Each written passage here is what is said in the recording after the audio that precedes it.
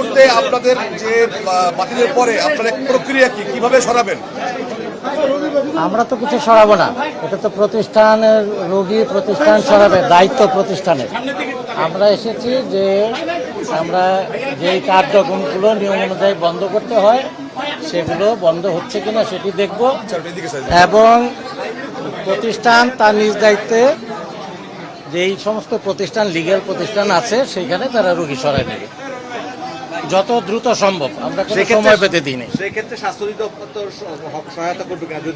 যদি কোনো রোগী আমাদের সহায়তা চায়, আমরা তো মানবিক বিষয়, সেটা আলাদা বিষয়, কিন্তু এটা দায়িত্ব এই প্রতিষ্ঠানের। না না, লাইসেন্স বাতিল মানে হচ্ছে যে এই প্রতিষ্ঠান এখন আর এই কাজ করার জন্য উপযুক্ত নয়, তাহলে রোগী ভর্তি কেমন করে হবে? কতদিনের মধ্যে এই রোগী হস্তান্তর করতে হবে? আমরা বলেছি যত দ্রুত সম্ভব। এখন এটা মানবিক দিক আছে, হয়তো আইসিইউতে রোগী থাকতে পারে, তাকে সরাতে একটু সময় লাগতেই পারে। আমরা বলেছি যত দ্রুত সম্ভব। সেটাই ওনারা বুঝবেন, ওনারা 8 দিন হাসপাতালে দিবেন। না না না না না না, এটা তো এই প্রতিষ্ঠান এখানকার। জি, এটা তো আমরা জানি না, এটা ওনারা জানবে, প্রতিষ্ঠান জানবে। সিলগালা করার কিছু নাই, কার্যক্রম বন্ধ হয়ে যাবে। এটা সিলগালা করার কিছু